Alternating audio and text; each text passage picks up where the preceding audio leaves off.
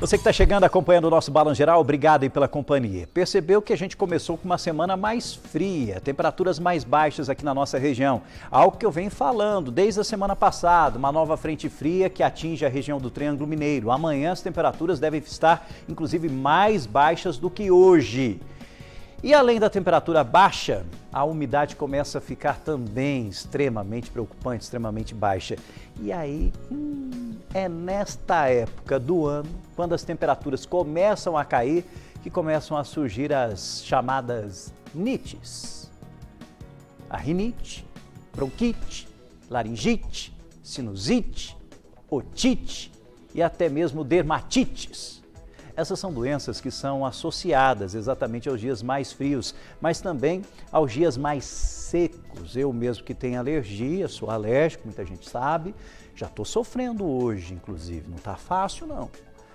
Gente, no quadro Saúde para Todos de hoje, nós vamos falar sobre as alergias de inverno.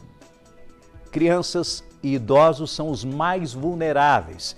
Mas os problemas respiratórios e alérgicos podem se manifestar em pessoas de todas as idades. Olha só. Saúde para todos. Oferecimento Minas Gerais. Governo diferente, Estado eficiente.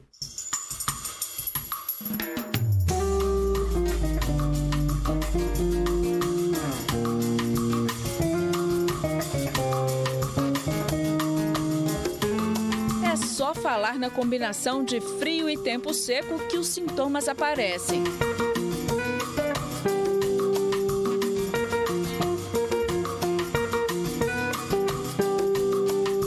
Com a asma, com a gripe, o nariz fica bem ressecado, os olhos.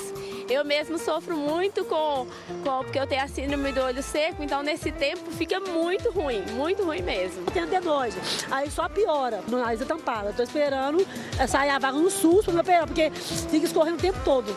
Com a chegada do inverno, aumentam as queixas de várias manifestações alérgicas. Rinites, sinusites, temos bronquites e até dermatites. Até a nossa pele fica desafiada, né? Porque às vezes a gente pode ter uma pele muito seca, ela começa a ficar quebradiça. Segundo a médica, no outono e inverno, nosso organismo é constantemente desafiado pelas baixas temperaturas. Essas trocas de temperatura no nosso organismo não são boas para a nossa defesa imune. O nosso sistema imune ele é muito inteligente.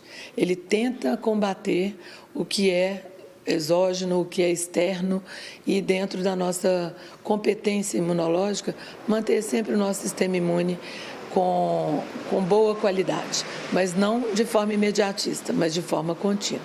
No inverno, as pessoas costumam evitar os lugares abertos por causa do frio e do vento. Por isso, passam mais tempo em ambientes fechados, com pouca ventilação, o que pode favorecer a multiplicação de vírus e bactérias. E como prevenir as doenças respiratórias ou as famosas ites? Rinite, bronquite, sinusite? Medidas têm que ser preventivas. Então, a gente não pode fazê-las no outono e no inverno. Nós temos que cuidar da nossa saúde de forma mais contínua e não esperar as temperaturas baixas para fazer. E como que a gente recomenda? Que todos os indivíduos, na medida do possível, procurem atividades físicas, uma boa hidratação, uma alimentação bem feita. Se você está com alguma deficiência de vitaminas, procure um médico. Vamos avaliar como é que está essa deficiência vitamínica, se eu preciso realmente de reposição ou não, né? E comida de verdade. Não fazer essas dietas excêntricas, que hoje a gente sabe que o nosso organismo precisa de um componente de proteína, de carboidrato, de gordura. Fabiana é personal trainer, sempre foi muito alérgica e já sofreu muito na chegada do inverno. Eu já sofri talvez menor, depois que eu já adquiri um estilo de vida, né, já voltado para atividade física, uma boa alimentação, aí eu acho que minimizou demais, assim. É isso que eu até passo para meus filhos hoje em dia, né?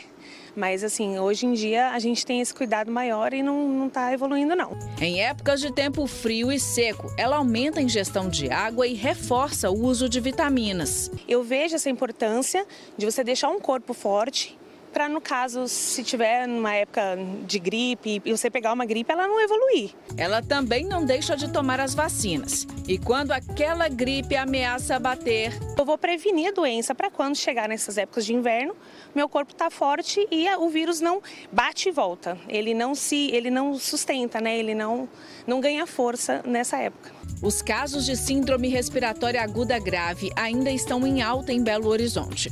No mês passado, o número de atendimentos registrados em centros de saúde e UPAs só na capital foi 30% maior do que em abril, principalmente por causa da circulação do vírus sincial respiratório e da influenza A. A médica reforça a importância das vacinas. Vacinas são produtos imunobiológicos, não são produtos químicos, que nós devemos fazer uso delas antes da doença aparecer.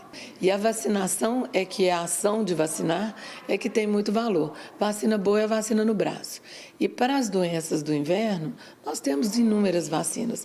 As vacinas de influenza, de Covid, as vacinas de pneumonia. Agora temos uma nova vacina contra um vírus novo que ele era muito preocupante nos bebês e que agora está acometendo os idosos também. E há quem se previna ainda mais neste período. Eu sempre uso. No tempo da corona, igual eu falei com você, eu tenho muito medo de falta de ar, morro de medo. Então eu sempre estou usando a máscara para me sair dentro do ônibus, em lugar fechado. Aí eu uso máscara. Uma preocupação muito grande nesse momento agora com as crianças, os recém-nascidos, os bebês e os idosos. Então, mas também não vamos achar que os adultos estão isentos dessa preocupação, porque nós estamos vendo pessoas jovens tendo muitas doenças infecciosas respiratórias graves. Então, estamos em momento de alerta. Saúde para todos. Oferecimento Minas Gerais. Governo diferente, Estado eficiente. Vamos tomar o máximo de cuidado nesse período do ano e principalmente com as síndromes respiratórias graves que a gente vem sofrendo em várias regiões do país e não é diferente aqui na cidade de Uberlândia.